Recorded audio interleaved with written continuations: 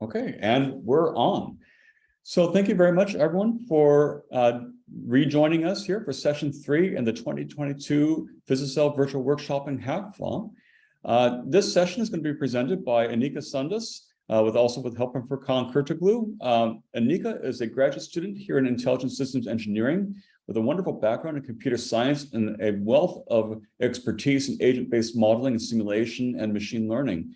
And so I'm very excited to turn the microphone over to Aneequa, who is going to give this talk about cell phenotype in PhysiCell, starting to set the stage to understand the main parameters and the main behaviors in the cell agents and the parameters that govern them and how we can start accessing them in our simulations to write models. So Aneequa, do you want to take it from here? Yeah, thank you, Paul. Thank you.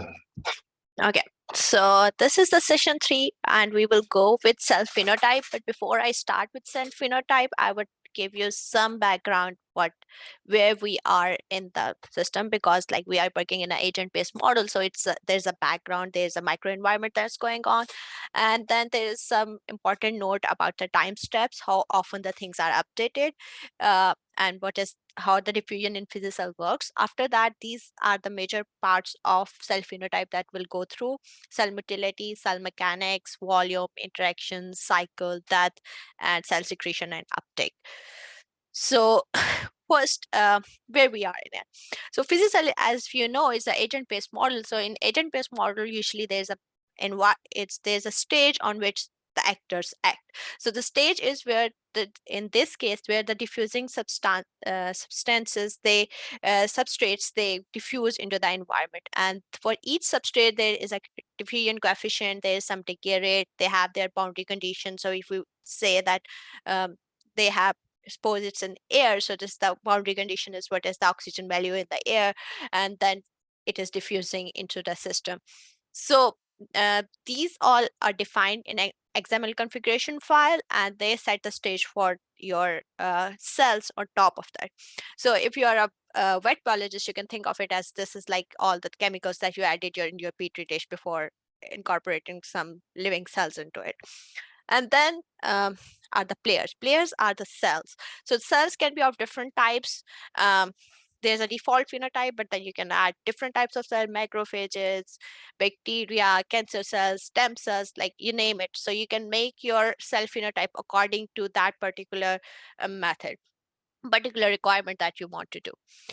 So what are these cell agents? Cell agents are the cells, they have some state variables. They are somewhere in the microenvironment, so they have a position to the microenvironment. They can feel the mechanical pressure in the environment. So whether they are fully packed cells or they are cells like they are one cell in one voxel, we can say that. And there's an interaction list. And then what do these cells behave? What is the script for them? How they get the how they behave into that particular simulation? That's the phenotype.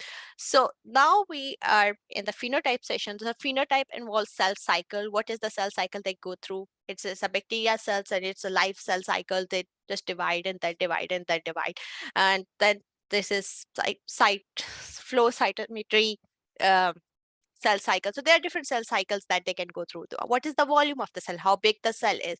What is the death model for that particular cell? Is it a necrotic death or apoptotic death? Motility, does they move, or they are motile or immotile? Do they move to a chemotex? The chemotex is towards a gradient or away from a gradient, or they respond to more than one gradient. So that's the motility. Mechanics, how sticky they are, how repulsive they are, how they stick to each other, how they are repulsed by each other. Do they excrete something? Do they uptake something from the microenvironment? That's your uptake and excretion. And then cell interaction, they can eat other cells, then they can fuse into two cells, can fuse and make a new cell, or they can be cells can change their phenotype. So it's a stem cell and it differentiates into some differentiated cells. So these are cell interaction or cell behaviors, we can say. And after that, there are some custom variables and custom functions. We will not go into that detail in today's session. It's session 3, maybe tomorrow. But right now, these are the major phenotypes, functionalities that are available in the PhysiCell that we will go through. Okay, before we dive into the PhysiCell phenotypes, this is very important. about time steps, your diffusion goes at 0.01 per minute. So it means that diffusion is updated at 0.0 every 0.01 minute of your simulated time. Diffusion is updated because diffusion is a fast process. Mechanics is updated at 0.1 minute. So mechanics is like attach or detach or motility. These are updated on 0.1 minute, and otherwise cell phenotype like volume changes or cell cycle, they are updated only at 6 minutes. So these things are important to remember, because when we if you want to do something which is in less than 6 minutes, you would add somewhere in the cell mechanics or motility part, because cell phenotype would not be, rest of the cell phenotype would not be updated in the 6 minutes. It still makes sense, because cell, for example, cell division would take at least 24 hours. So it doesn't make sense to update it every 1.1 minute, and it takes a lot of computational resources. So this way we save some computational resources by using these 3 different time steps. So these are important to remember. Sometimes you implement something and it is not behaving the way you are, just go and check at what time step it is going on, so that you can see the desired behavior. Okay, so first is microenvironment. I will not go into the detail. It's just like the basic thing. Microenvironment is where your diffusion solver for PhysiCell. And microenvironment, we by default have von Neumann boundary conditions. We can have Dirichlet conditions, and we can even fine tune them for the domain for each site. One site can have Dirichlet condition, and rest of them can be von Neumann. 2 of them can be Dirichlet, and rest of them are different. So these are how we can change the boundary conditions in the microenvironment. And we define all the substrates in the environment. They have their own diffusion and decay rates, and they diffuse into the environment there. I'm not going into detail here, but we have a micro app where you can check these, and you can go and you can practice different boundary condition and see how the chemicals diffuse. You can check for different decay conditions and different diffusion rates, and you can see after, for example, after 1 hour, what would your microenvironment look like with certain initial conditions. Okay, now come to the cell phenotype, which is our first, which was the main topic. So the cell phenotype is how the cell is behave, and we can hierarchically we can categorize. First is the cell cycle, where how will cell divide and how more cells will be produced. And cell death is how cell die, if cell needs to be removed from the simulation. So these are, we will go to the cell cycle, cell death, and cell secretion towards the second part. Furkan would cover that. I would go cell volume, cell geometry, which is, I would not go into the detail because it's not updated. We usually use the cell volume for our, if you want to change the size. So I'm just adding it because it is there in the code. Geometry is there in the code, but again, we don't use cell radius to change. Cell radius is updated according to cell volume. So if you want a bigger cell, you will change the cell volume, not the cell geometry. And then the mechanics, how adhesive and how repulsive they are. Motility, how they move, they are like chemotecting, etc. Molecular, where we can store the internalized substrates. Again, we don't have details in this session, but you can go and see where that we have this part in the phenotype. And then cell interaction is when they come in contact with neighboring cells, what interactions can possibly happen in for the phenotype. Okay, so first is motility. So motility is how cell moves into your microenvironment. So important variables there to consider are migration speed, bias direction, and how much the bias direction affect your motility, and then the persistent time. Persistent time is how often your motility direction will be updated. So migration speed is how fast is it moving, how slow is it moving. Bias direction is which is the chemical or which is the thing that it is moving towards, and how much is the migration bias. So if migration bias is 0, no matter how much the chemical is there, your cell is in Brownian motion. It is just randomly moving in your cell. Does someone has a question?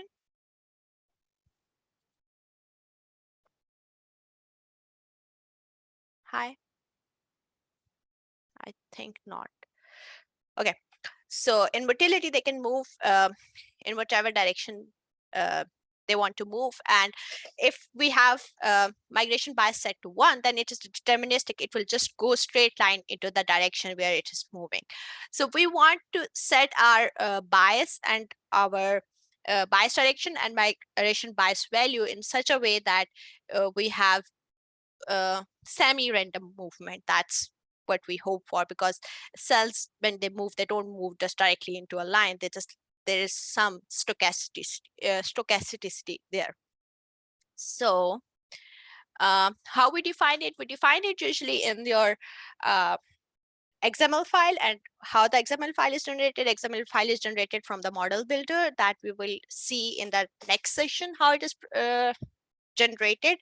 But if we go into the XML file and we go into motility section, then you can see there is like units, micron per minute, and that's for speed, persistent time, migration bias, and whether the motility is true or false. Important thing is we have to make the motility enabled, but by default motility is disabled for everything. So by default the cells don't move. First we have to turn the is motile is equal to 1 to make the cells move. If is motile is 0, then rest of the variables don't make any sense because the cell is not moving.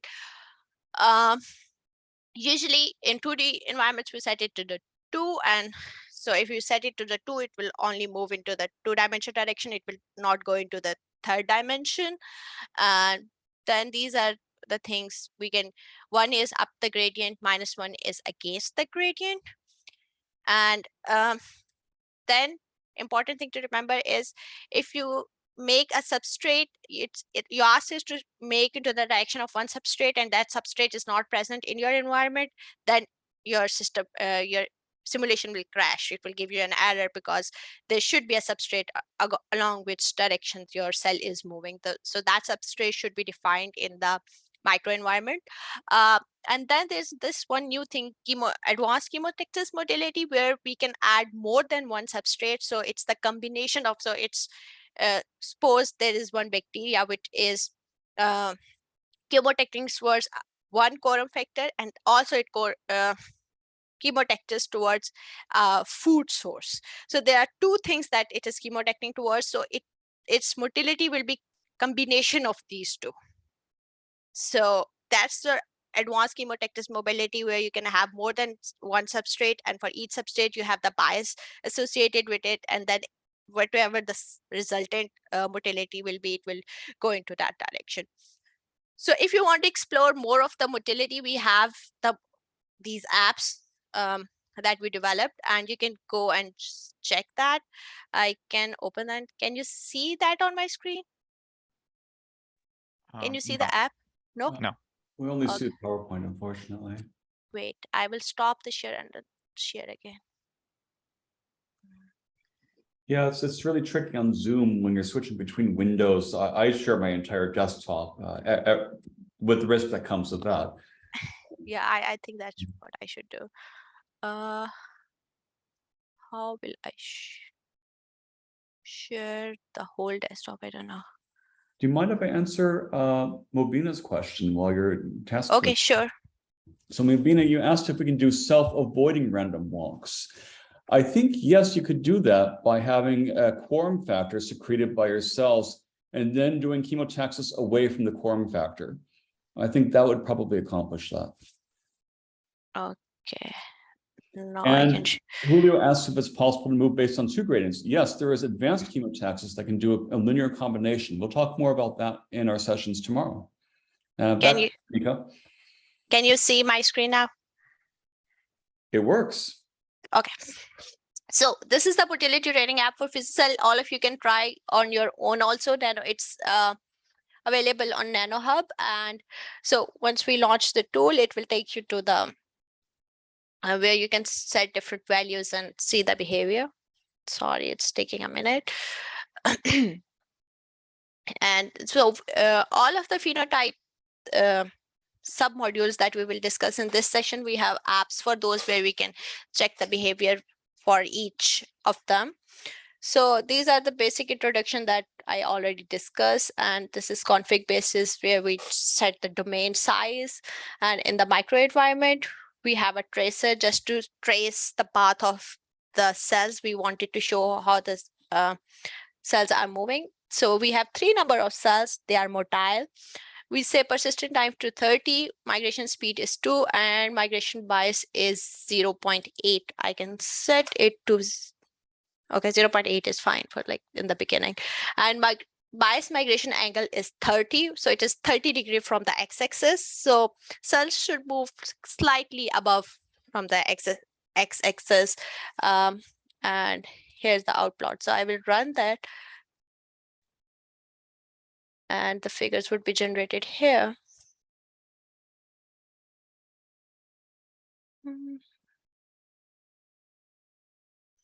So you can see the cells are moving 30 degrees to the x-axis, and since the migration bias is pretty high, 0.8, so they are almost deterministic to that, but they are not in the straight line. So if we set the user parameters, for example, if I set the migration bias to 0.0, then although they are still, it is the same parameters for rest of them, they will not.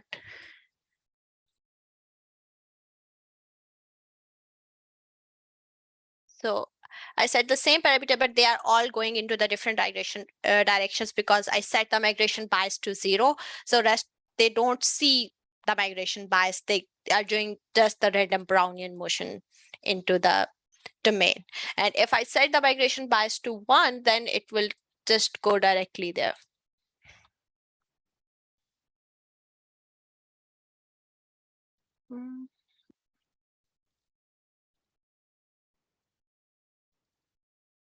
So now they are going into a straight line.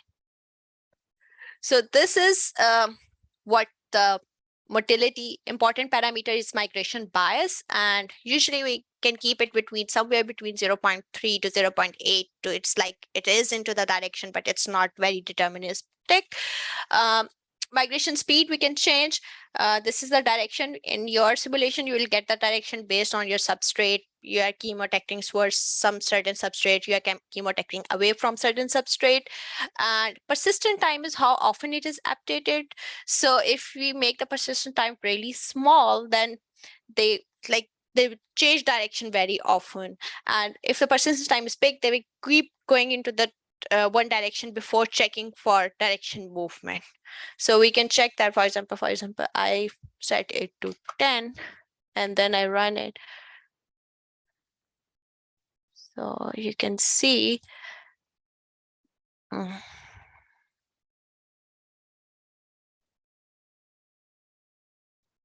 So they are changing direction more often. It's not that much visible here. Maybe if we can change it more, then we can say it. So persistent time is how often your parameters are checked again for changing the direction. So that was motility. And now I will go back to the, you can see my slides now.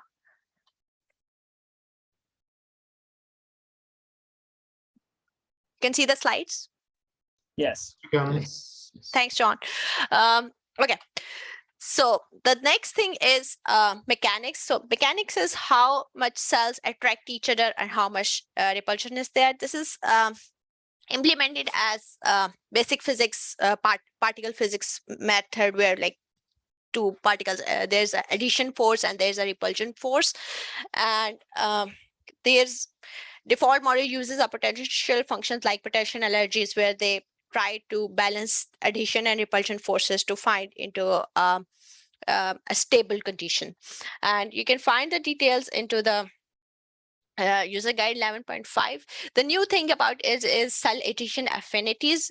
Previously, cell adhesion was only for the same cell type. So if there's a cell type 1, all the parameters, that is adhesion and repulsion, that will apply to the same cell type. But right now we have a vector where we have cell adhesions available for different cell types. So if one cell prefers to stick to one cell type and it repels the other cell types, then we can have different kind of affinities for different cells, different cell types. So if we go into the XML file, you can see there's a mechanics section, and in the mechanics section, there is cell-cell adhesion strength, and then cell-cell repulsion strength, and then there is maximum adhesion distance. So maximum adhesion distance is that adhesion strength and repulsion strengths, how far does it spread? So if the adhesion strength is very high, but its distance is not that much, so it can only attract the cells that are very close to it. It cannot attract the cells that are far from it. But if the adhesion distance is more, that it can also attract the cells that are far from the cell, and they can clump together. And then there is like a relative equilibrium distance. If you don't want to change each one of these variables independently, you can just go to you can use this function set relative equilibrium distance, where you can say that 2 would be that the spacing between each cell is equal to 2 cell radii. So it is like cells are packed next to each other, but they are not overlapping each other. And that's what we normally use. And so if you want to test these functionalities, you can go to this this app that we have, DR Mechanics, and here we can check this relation.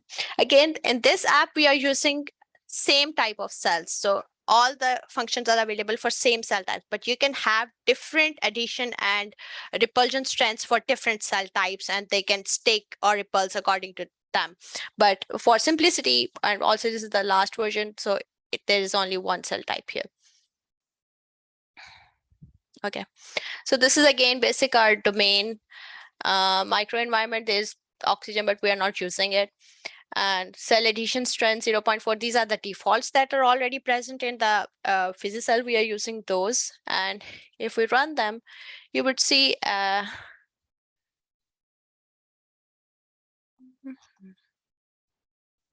okay. So we started, if it goes, so there are 2 cells here top of each other, and these are slightly away from each other. Here they are slightly away, but we use these light blue color circle to show the adhesion distance. So how far from each other they will attract each other. And these 2 cells, they are next to each other, but they are not in each other's adhesion distance. So 2 of these will not attract each other. And these will repulse each other because they are on top of each other. We don't want them to be top of each other. In user parameters, we have set repulsion strength to 10. So they will repulse, they will go away from each other. So if we see, these are going away, the first 2, because they were on top of each other, and they're doing these last 2, they are not doing anything. And this is how they come into the equilibrium. If we keep going forward, we would have they even repulse more to each other. So now if we change the parameters, and suppose I change the maximum adhesion distance to a big number, maybe 3.0. So if I do that, then these cells would see, now they are attracting a bigger they have bigger attraction distance, adhesion distance. So each of them are interacting with each other, and they are attracting, and then they will collapsing into 2 modules. If we run it even further, if I can run it for maybe 200 minutes, we can see that.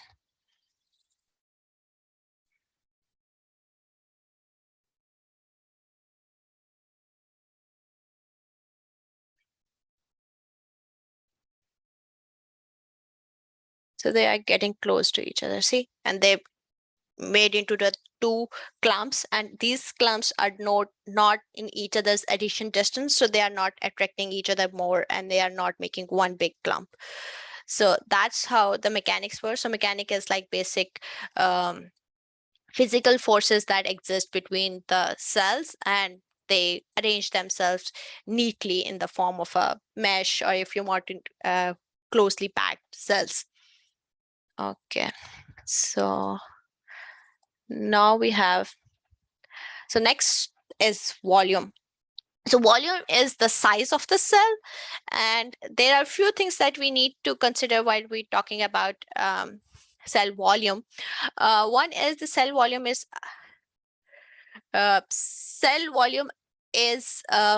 not directly related to rate. So radius is updated based of cell volume, but radius doesn't update the cell volume. So if you want a bigger cell, you will use the cell volume to update that.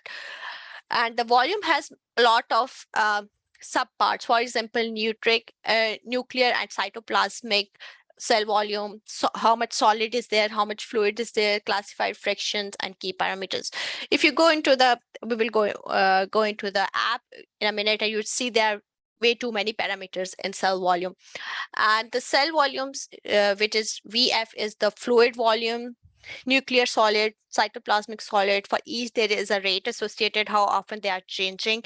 And what is the V static F is our target volume, target volume for the fluid, target volume for the nucleus solid, target volume for cytoplasmic solid.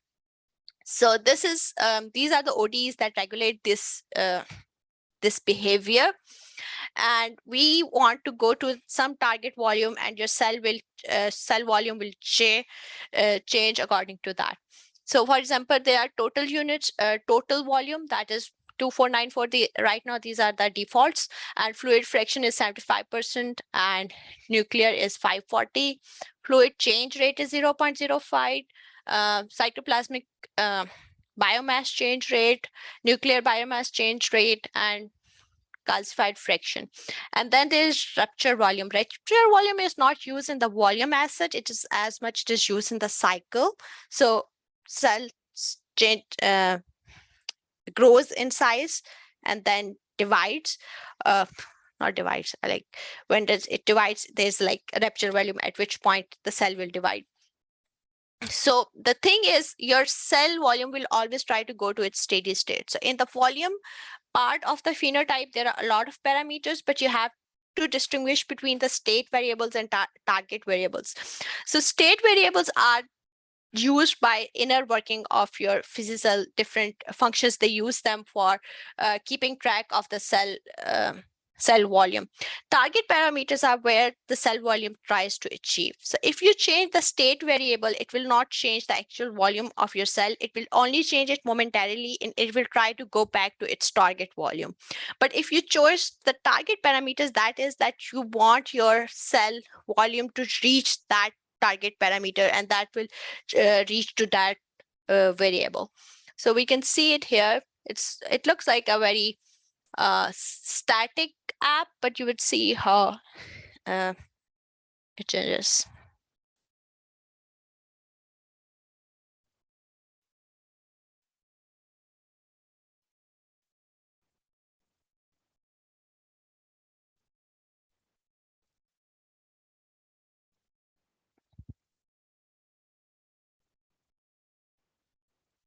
So in cell volume, you can see in the user parameters, there are way too many parameters, and it seems like there are too many parameters, and how will we change it?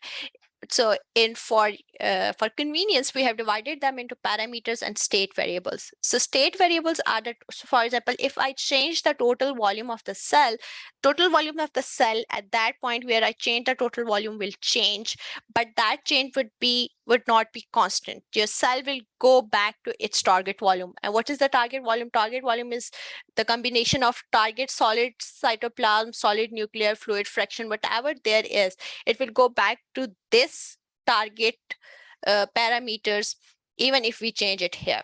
So, and if we want to change these, we would have to change these different parameters. If you want bigger cells in your cell simulation, the easier way is to use this function, and that function is use function multiply by ratio. So whatever the default is, you multiply by 2, it 2 times a bigger cell. So 3 times a bigger cell. If you want bigger cells, use this function instead of trying to use all of these parameters and state variables and trying to get that exact cell volume that you want. Okay, now if you see into the output, I have just one cell and it is not doing anything. This is cell. It starts with a smaller point, and then it grows because the target is bigger. And this is the nucleus, and this is the cytoplasm.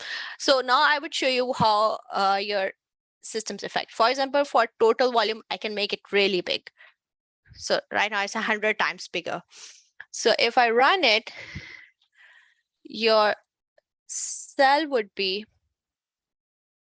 it is much bigger, but it will try to go back to that initial, that was the target cell. So this bigger cell is not constant. It is going back to its target volume. But if I change the target volume, it will actually change. So if I say the target, make everything bigger, for example, 10 times bigger, that's it. So it will change the volume. Now we have a bigger cell, and this cell will remain bigger because I actually changed the target volume, not the state parameters.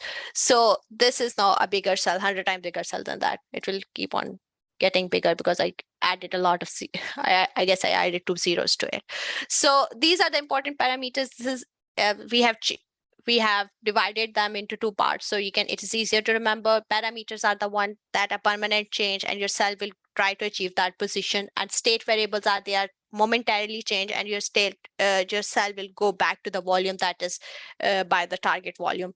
And if you simply just want to change this bigger or smaller cells from the default, you can just use this function, multiply by ratio, and it will make it bigger or smaller. And that's, I guess, the easier and straightforward with respect to it. Okay, I have a question here. Are there safe ranges for the target volumes / fractions with respect to viability of simulations? The safe ranges would, I don't have an answer for that. I think it should work unless it's like very out of order. Like right now I made it 100 times bigger and it still worked, and 10 times bigger and it still worked. But usually we will go with the cell size which is biologically meaningful. So all the biological meaningful cell sizes will make sense in this simulation. They would be within the range. I hope this answers the question.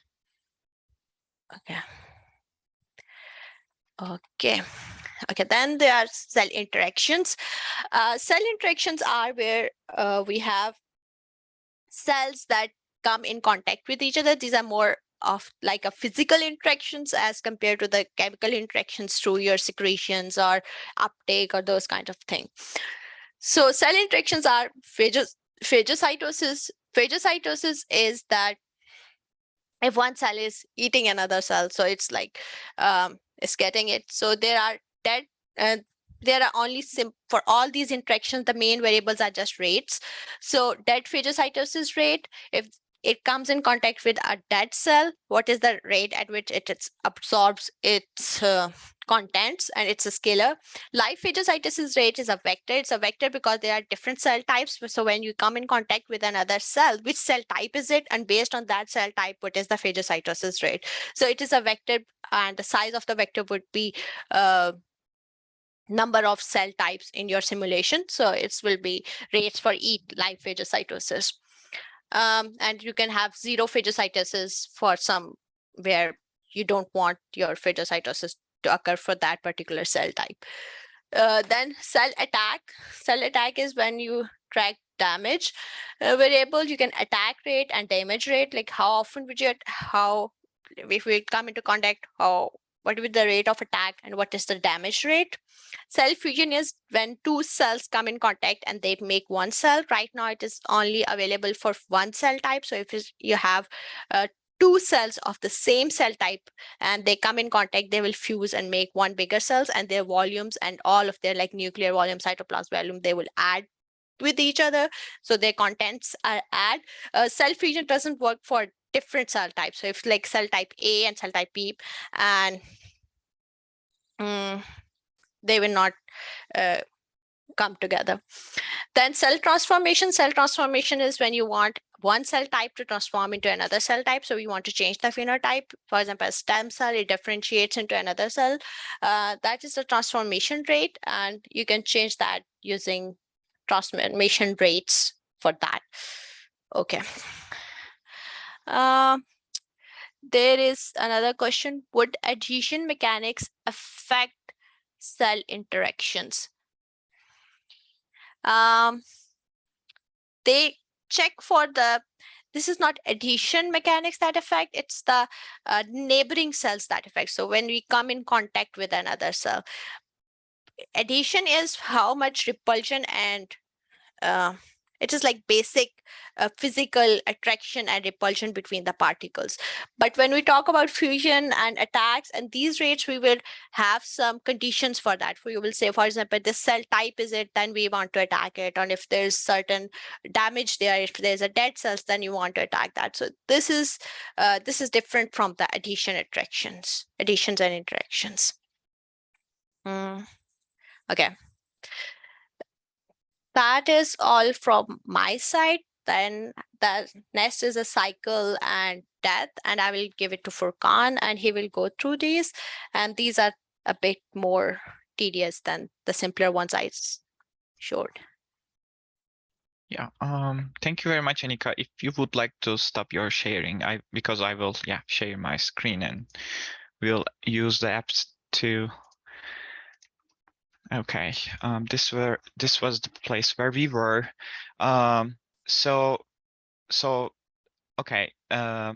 our agents are cells, and the cells are cycling and making they are proliferating according to the cycles. So in PhysiCell, we have cycle phases, which are the phase that is currently the cell in it, and there is a phase transition rate between those phases. So every cycle model in the PhysiCell consists of phases and phase transitions, and the phase transition is in per minute. I will show you, and there should be one additional, like the one last cycle phase that will go to the beginning one, and then that transition rates is the kind of like where the cell divides. In here there are actually three examples on it. So this is the leave cell cycle, which is, you can see that there's only one phase and there is only one transition rate between live and the other life cycle. So after it divides. So this is Ki67 cell cycle, which there are two transition phases, and there is two transition rates between them. And in here, as you can see, like there's a transition rate between key-send to cell cycling one, and then the cycling to the key-send one, and while the R1 to 0, it divides.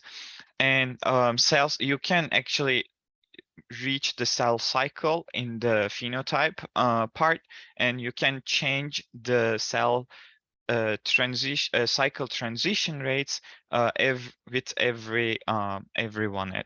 And so this is the flow cytometry one. As you can see, there are 4, and we will use this bigger cell cycle model in our application.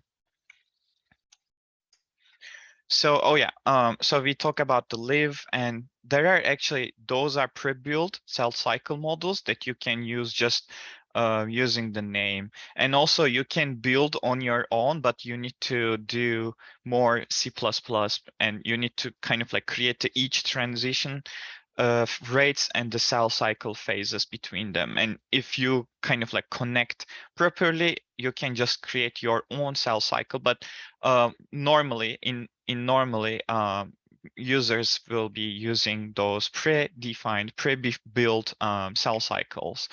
So okay, we have a like configuration file, as Aneequa said, and there is a cell cycle cell cycle session in there. So in here, as you can see, cell cycle starts with the cycle attribute, and the code will be having like a leaf. You are just kind of like providing the which cell cycle model you are using, and the transition rate between the cell cycle phases. So in here we have only one cell cycle phase transition rate. Actually, you can see this is the lead one, and therefore, so right now we are just saying that, okay, this is the 0.002 and it's per minute.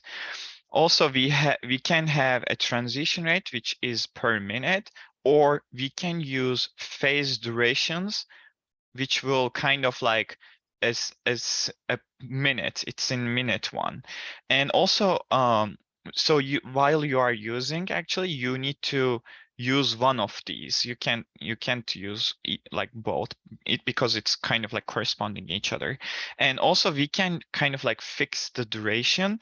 Right now the cell cycle models use stochastic models, and it is kind of like calculating probability of the cell cycling per time. It is kind of like we are kind of like multiplying per cell with the dt. So therefore it is kind of like getting accumulated, and so therefore it is kind of like a stochastic normally, but you can do the fixed duration, which I will show in the NanoHub. So let's go to the NanoHub application and see how we can do it. So this is a cycle training app, and in this app, actually, you will see that we have we have two different seeding methods. With the first one is just seeding one single cell, and I will show that one. And the second one is kind of like organoid, or like the spheroid, not organoid, spheroid of the cell. Like it's a kind of like clump of cell. And we will kind of like show how the stochasticity will affect on that spheroid. Okay, so in as I said, in this example, we will be using flow cytometry model, which has 4 different stages, and the cells will be colored based on their phases. And so let's go to the user parameters, and this is the seeding method. You can see that for the first one you need to say 1, or for the tissue seeding you need to do this 2. So let's start with our like default one and see how it will affect. So in this one, let's start. Okay, in here, as you can see, our cell is using R01, which is kind of like corresponding into the 60-minute transition rate. And right now we are in 30 minutes, and right now it's kind of like cycling through the cycle phases, as you can see. So it kind of like passes the purple ones, and then it divided. And we can kind of like make more kind of like continue to simulate, and it is kind of like getting bigger and then dividing into the other cells. So let's do kind of like 2, and I will show the stochasticity effect in there.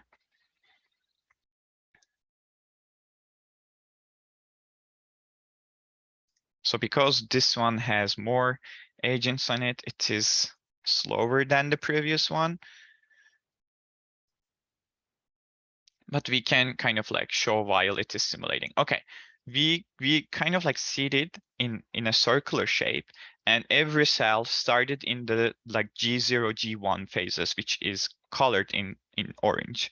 And then some of them, some lucky like cells are going to the other ones, and kind of like going through the cell cycle. So as you can see, this stochasticity effect is very impactful when we have a large tissue.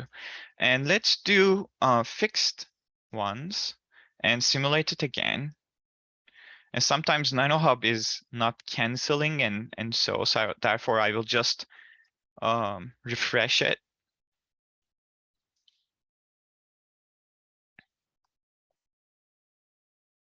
And we had 2, and let's do the fixed duration.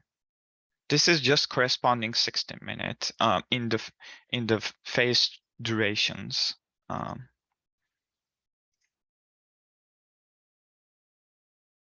Okay. So right now we started with the normal one, and we passed the just 60 minutes, as you can see, and they all like made the proceeding to the next one together. And so therefore you can control every kind of like them, and they divide in the same time. So so therefore fixed durations one is important. So let's actually kind of like, while we are here, let's do kind of like, let's make this one faster. I kind of like, right now we made the R0 to 6 minutes, and let's do this one fixed duration.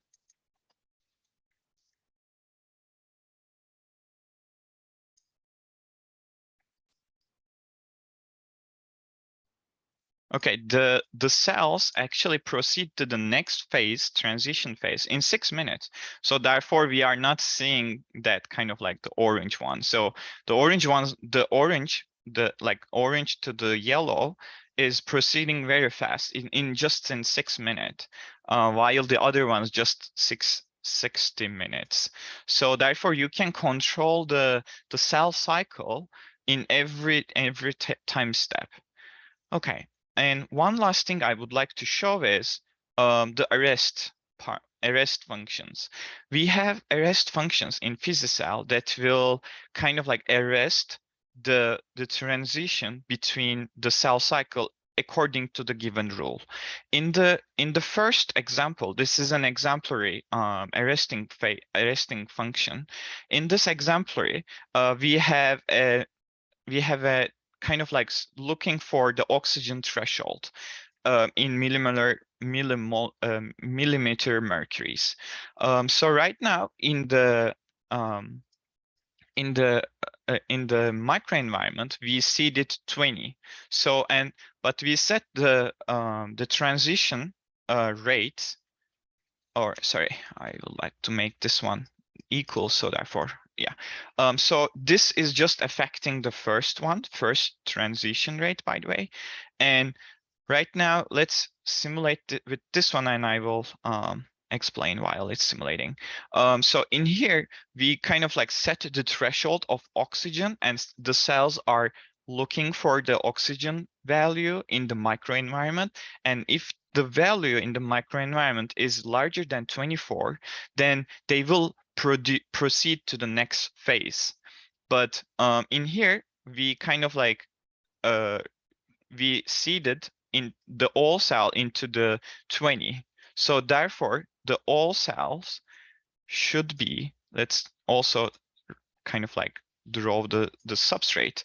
So right now it's all in 24, and oh, okay, so I didn't open the arrest function, sorry.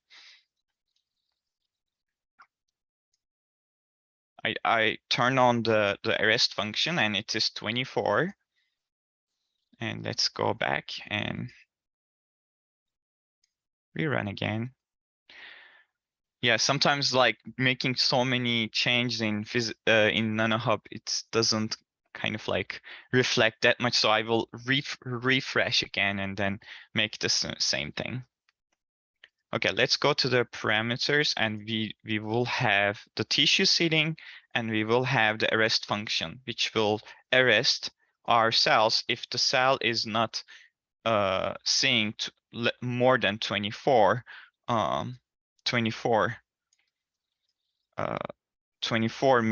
millimeters mercuries. And I'm not sure it is simulating though. Okay, yeah, it's simulating. And let's open the substrate. the reason why I'm opening will be using. Okay, so as you can see, the cells are not proceeding to the yellow because the environment that are there in has 20 millimeters mercuries. But let's have an oxygen gradient. So this is a kind of like a pre-built microenvironment that has an oxygen gradient, and it will have a kind of like higher oxygen at the left and lower oxygen at the right. So let's go back and see how it looks like. Okay, so as you can see, this is the 38 and this is more than 24. I think it's 20, sorry, this is 38 and this is around like 29, and these blue are less than 24. So when we have a simulation like this, then the left part of the spheroid cells will just populate. So therefore, you can kind of like control the cell cycle transition rates, and you can arrest the phase transition. So these are kind of like unlucky cells, and they are just they don't have oxygen to kind of like build, because the arrest function is just looking for the oxygen value.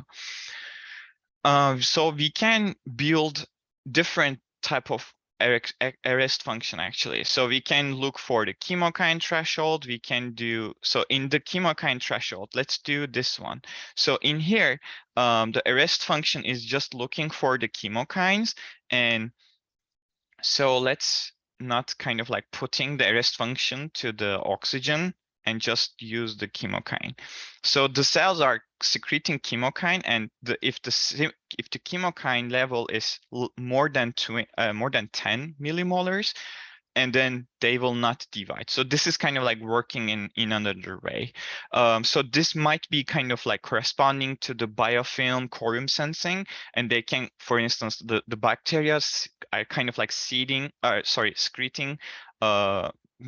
quorum sensing to the microenvironment, and then if the threshold is less, if the concentration is more than the threshold, then they will stop dividing. So let's kind of like use the chemokine, and so they will divide in normal way. They are kind of like creating the chemokine level, as you can see, and then after it reaches more than 10, I think there is something in here. Sorry,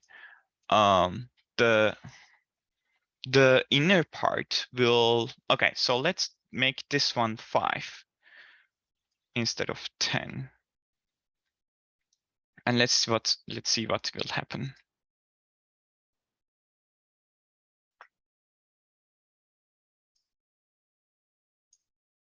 Okay, we are nearly there.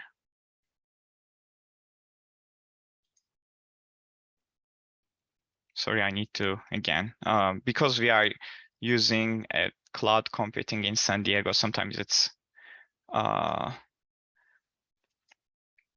is not the, and also I didn't open the arrest function. So let's see what will happen here. And we would like to see the substrate, and the substrate will be chemokine.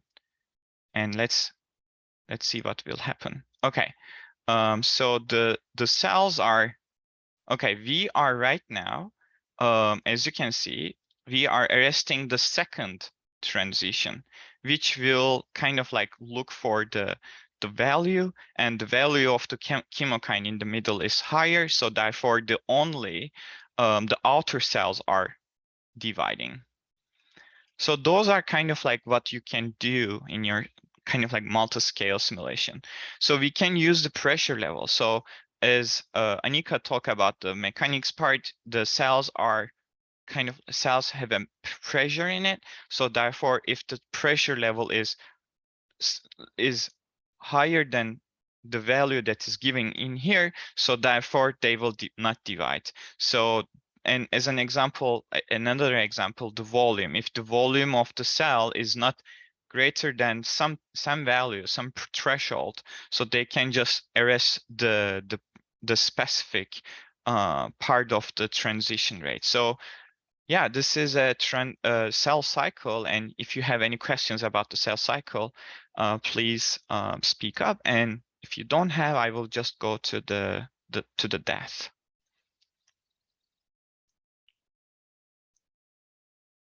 Okay, I think yeah, I think that is good. We don't have any question.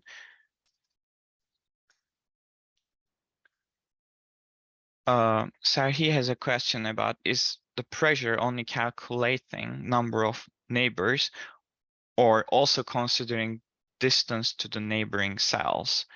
As far as I remember, it is looking for the number of neighbors, and it has kind of like it is looking for the kind of like the neighbor cells, and I think it's just looking for the number of cells as far as I remember, I right? think distance is, Yeah, are you using simple pressure for that, right? Yes. yeah, Yeah, sorry, Aneequa, did you want to answer that? I think the distance is also there. Like Yeah. in the same voxel, there's number of cells in the same voxel. Well, if it's using simple pressure, it's based upon any cell that's interacting with the interaction potentials. And Okay. so it will vary with both the count of cells and their distances, because it's a product of the potential functions. So if they're more crowded, there'll be a higher pressure. And if they're less crowded, there'll be lower pressure, even for the same cell, even for the same number of neighbors. Yeah, thank you. And RD has a question about the model behind, are we solving systems of deterministic or stochastic ODs or PDEs in the backend? So right now in the cell cycle transition rate, we are just looking for the, we are solving an equation that is calculated by the transition rate and the dt. So it is kind of like, yeah. Yeah, these are discrete events, probabilistic events. If you coarse grain the whole population, you can arise at ODEs. But they really are regarded as discrete states and discrete transitions. Yeah.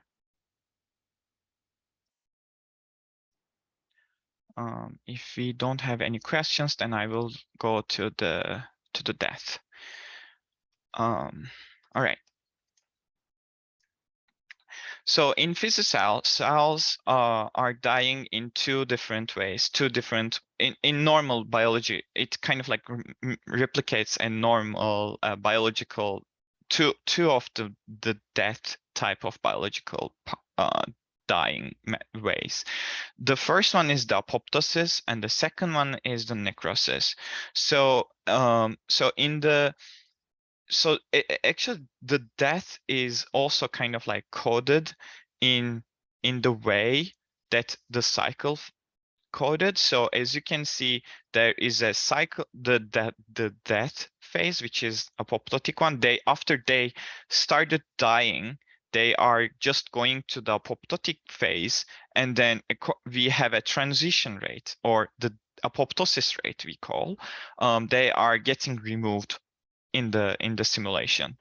And the second part in type of the death is the necrosis, which we have two death phases. The first one is the necrosis swelling part. After the death is triggered, they are going to the necrosis swelling phase. Then after there's a kind of like a R01, and then there's a kind of like a necrosis, the second phase of the necrosis. And so the necrosis is in PhysiCell right now bound with the oxygen in the default. But if you would like to kind of like couple with it, you can couple with the other way. So if you are using the oxygen tumor update function, the cells are coupled in the oxygen. If you are using the oxygen dependent part. So the death attribute in configuration file looks like this, and we have two different death. We have two different death attributes, which is the first one is the apoptosis, and the second one is the necrosis. So the death rate again is again, we have a death rate in apoptosis, and we have a phase duration unit. Again, it's the same thing. You need to use the first one or the second one. And in the death, also we have additional parameters that are just controlling how the cell is losing their mass. So there is an unlyzed fluid rate change, and there's a cytoplasmic biomass change rate, and those you might remember in the volume, that is just how the cells are losing their fluid and or the biomass part. And we have also the second one, sorry.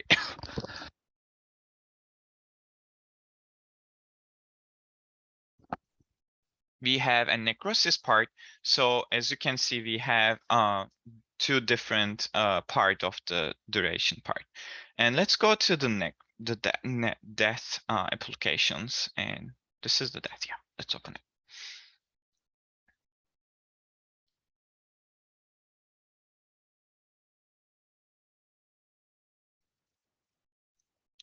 So this is a kind of like, again, a similar approach. Instead of right now, we have a one single cell. There is an organoid already seeded. There is no other seeding method, but we have two different kind of like type of death. In the first one, also in the normal part, in the normal simulation, we can use the two type of death together, but in here the cells will just use one type of death. And so right now the cells will be seeding, will have an apoptosis dying way. Okay, so in here the blue cells will be just apoptosis, and the necrotic cells will be I think it's green. So right now you can control the tumor of radius and the apoptosis rate. So right now the apoptosis rate is the similar approach. We have an stochastic dying in here in apoptotic way, and some of the right now unlucky cells are triggering their apoptosis after 1 hour, because we set kind of like the value around, right now this is around actually kind of like this is around 100 hours, but some of them are 10 hours. Some of them are unlucky, and therefore they are just going to the apoptosis. And let's kind of like increase the number. Sorry, this is less than an hour. So therefore, some of them are just going to die. So even though if we seed the cells with the apoptotic dying, so the necrotic rate will not affect. And so okay, so right now as you might see, I kind of like increased the apoptosis rate, so therefore the cells are dying faster, like they are triggering apoptosis faster. And how they die is controlled by the biomass change rates and the lyse change rates. So the second part, the second dying part, it will be the necrotic dying. So I will use the 2 to make them necrotic part. Let's go there. And in here, the necrosis is bound with the oxygen level.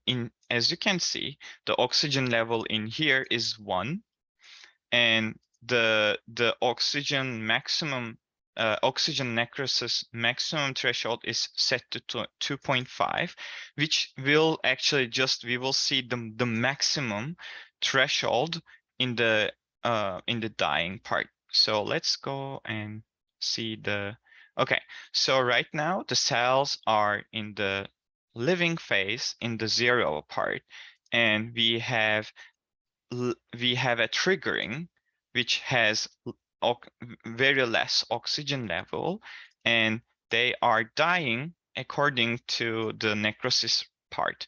So one thing I would like to show in here, the cells are first swelling because they trigger the necrosis part, necrosis death, and they get bigger and bigger, and then they shrink because the necrosis has two phases, and the second part is kind of like where they lose their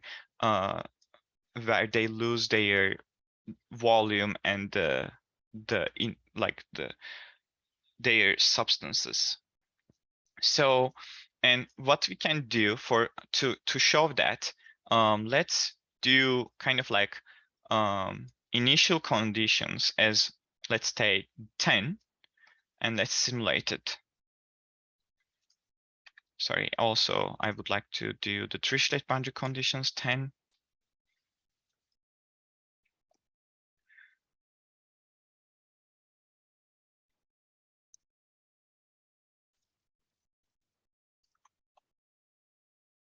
And let's do type of that is the necrosis.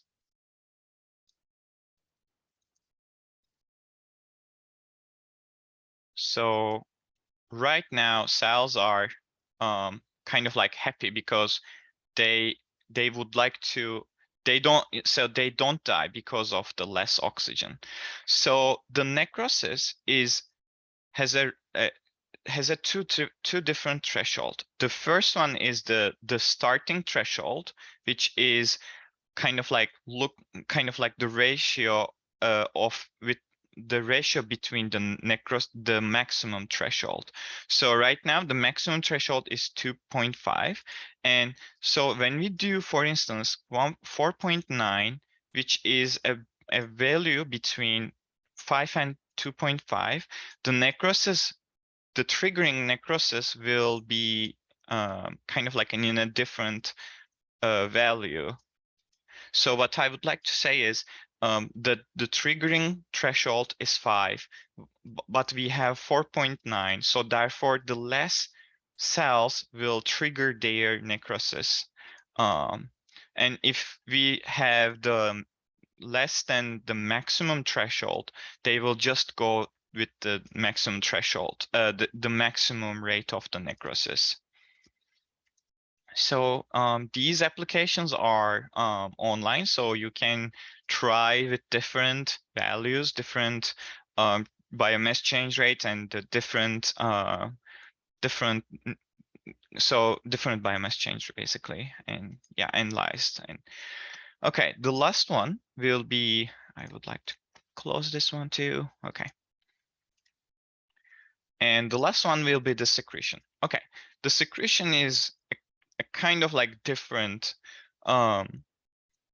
phenotype feature, because the other one was kind of like just a cellular interaction, like they were just getting bigger, or they were just moving to another, or they just divide or grow and other things, or they will just repulse and adhesive to things. The secretion is kind of like contracting with the microenvironment. The secretion, what I mean is, in PhysiCell, we call secretion in the bigger phenotype part, but also you can control the secretion, uptake, or the net export rates.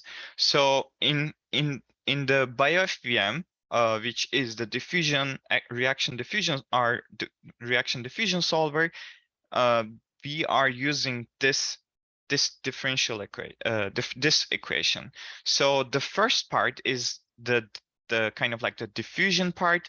this is the decay part. So we will actually, you will see this part in the session 5. Aneequa will explain this one is more in detail, but this part is more related about the secretion, uptake, and the net export rate.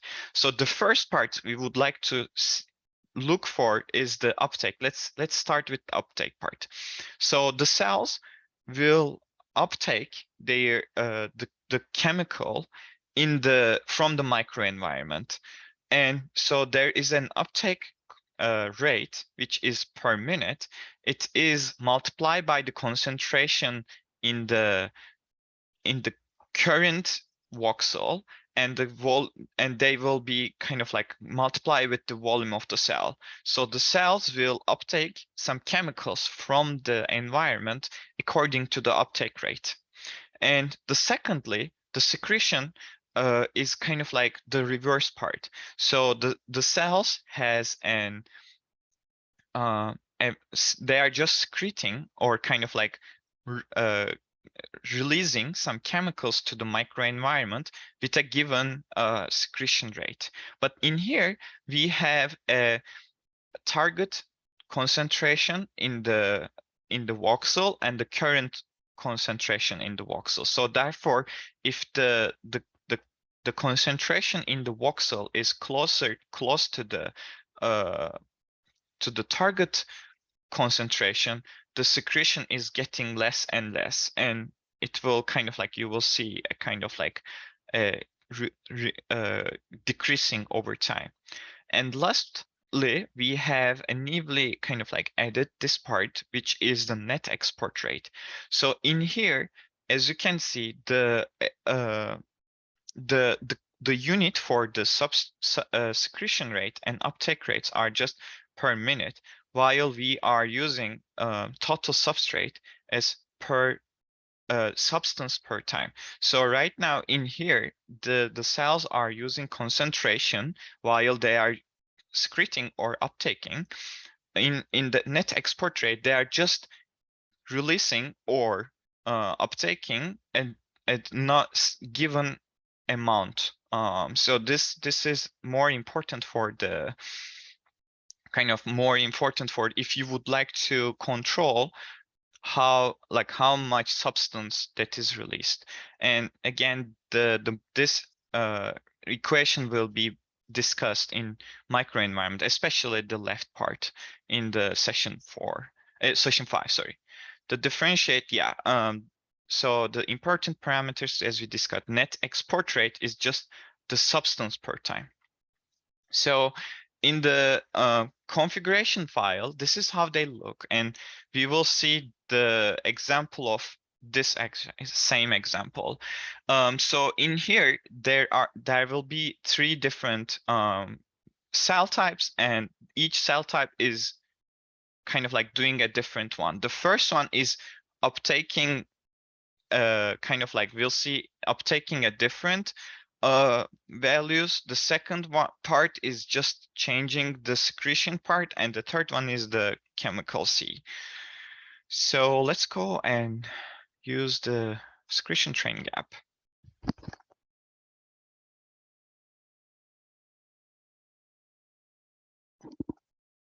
Okay. While it's opening, I will explain the model. There will be 3 different cell. The cell A, the cell 1 will uptake chemical A from the microenvironment, while the cell type 2 will secrete some chemicals to the microenvironment, and cell 3 is just using net export rate. So we will use the user parameters in here. So the model look like this. Okay, we have 3 cells that are just doing something. The first one will uptake a chemical from the environment. The second one will secrete some chemicals to the microenvironment, and the third one will use the export rates. So let's go to the secretion part. So uptake part. So let's firstly look for the first cell and just neglect the other two. So in the first one, so right now we are showing chemical A, which is getting uptaken from the microenvironment. So the first one is consuming some chemicals from the microenvironment. So therefore, the microenvironment in the the chemical from the microenvironment it's getting depleted. So if we increase the uptake rate,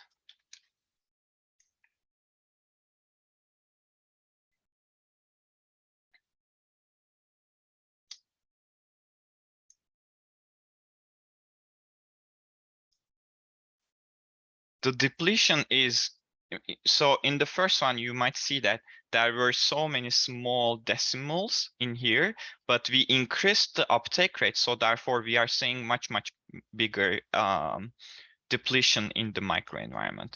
And I just want to also remind that the bioFEM, which is doing the secretion and uptake and the export rates, it is conserving mass. So if you open the intracellular part, the molecular part, I will explain this one later.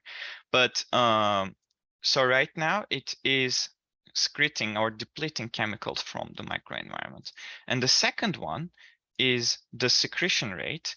And for the secretion rate, we need to set up an, as you might see in here, we need to set up a target concentration in the microenvironment. So which we called saturation density. If the saturation density, if the current concentration in the voxel is in saturation density, then it will not actually kind of like secrete anymore. So let's see what is the second cell is doing. So right now we started with all zero. There is nothing in here, and the second cell is secreting some chemicals to the microenvironment. And as you can see, it's kind of like, and while it is secreting, the diffusion also is happening. So therefore, secreted chemicals are diffusing to the microenvironment. And I just want to make this one much bigger, and to see that the saturation density is working.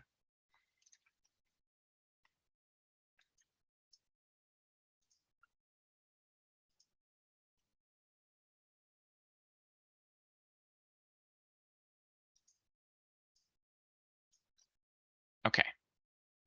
So right now we are, and also one important thing I would like to share, we are kind of like, we also can control the initial conditions in here.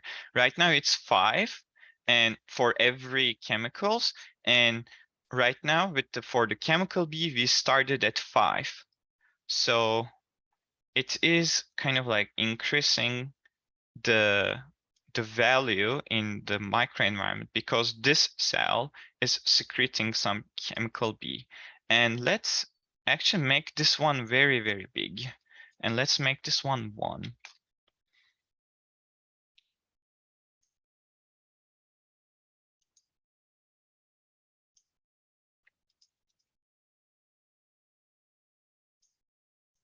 Okay. So right now it is secreting much faster, but maybe it's not fast enough. I will make it very fast and see what will happen.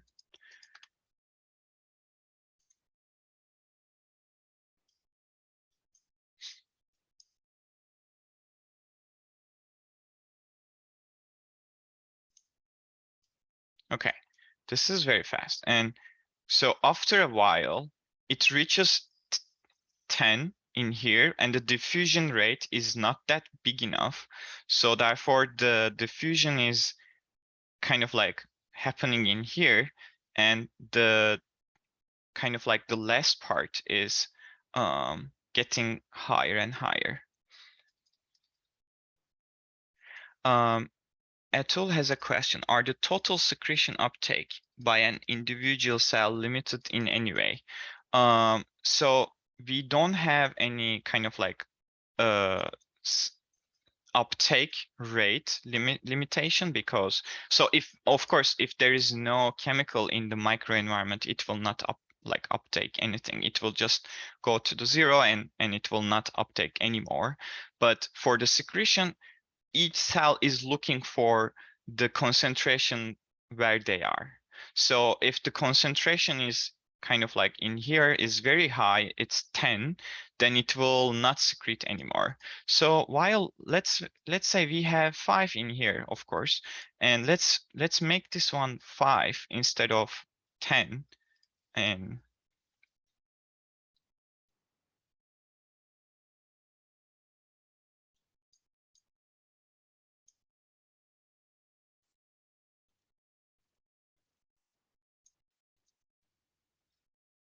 okay, in here, okay, in here we made 5, so it is showing kind of like a secreted something, but the decimal is like very, very, very, very small, as you can see. This is like 10 to the like 0.00000 something plus 5. So therefore it is not secreting anything in here. Yes, we have a saturation density for limiting secretion. Yes. Yeah, And but lastly, we have but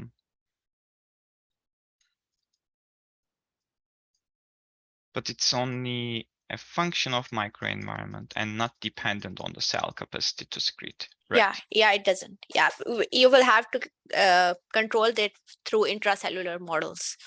So when you would have your intracellular models, you would have limited amount of something to secrete, and then you will control from there. Lastly, actually, we have the saturation secretion rate. I think there's a typo in here. I'm sorry. This should be the net export rate. So the third one is using net export rate, and if this one is yes, yeah, Paul, thank you. In the third one, we have a net saturation density. Net export rate. Sorry, that is substance per time. And if this one is positive, that means that the cells are secreting in a given substances. And if this one is negative, then they will actually uptake some value. And so let's use this one. So in the previous one, as you can see, it secreted something with using the net export rate.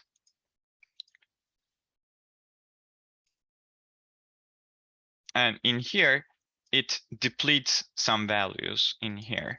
So actually, we will use the internalized part in the session 11 and 12. We will use the molecular part of the molecular of those cells. And yeah, and okay, so one last thing actually I would like to say, if we track the if we track in agents, if this is on, we have a substance tracking in per cell. So therefore you can kind of like reach how much molecules in it, how much the total substance in there.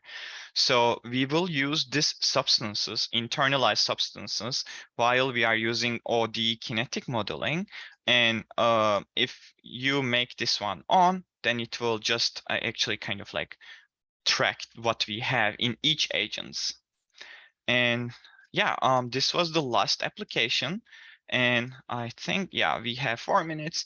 So in the next one, in the next session, Ebe, John, and Michael will have the first hands-on project, and the next one, the asynchronous session 5, will be using the dictionaries and the behaviors, and it will touch the microenvironment a little bit. So we created these training apps for the training purposes, and our recent paper is actually kind of like put into the bioarchive, and you can reach the paper in here using this link. And thank you very much for, thank you very much, and thank you very much for our all funding facilities. And if you have any questions, we have 3 minutes, or we can talk this one while we are in the gather, or you can ask me questions through Slack. Thank you. Thank you very much, Aneequa and Furkan, for really doing a fantastic job of this guided tour through Phenotype. It can be a complex beast, and I think you did a terrific job of making it tractable and presentable. So thank you so much for your great work on that. I think, we can take a few minutes for questions, and then certainly if you want to follow up with further questions, you're more than welcome to approach in the Gather space, or if you're in the workshop but not the hackathon, to post further questions in our dedicated Slack channel. So any questions further for Aneequa and for Furkan? I can see that one question from Deepa. In addition to cell to microenvironment uptake release, can we also model transport of species between cells? That is a very actually nice question. As far as I know, there is no built-in function in the PhysiCell that is just making a transport between cells, but it will be very interesting project. And there is a way to do it with contact functions. If you look in the worm example, we have flux of quantities between attached cells and using like a fixed law. So it can be done. It's not like routinely done, but it's definitely possible. And I'll try to get into it in the optional, in section, probably session 15, I think, is on the agenda. So kind of more advanced functional modeling. And I think Atul had one last question too. Oh, are there any instantaneous secretion associated with the 2 cell deaths?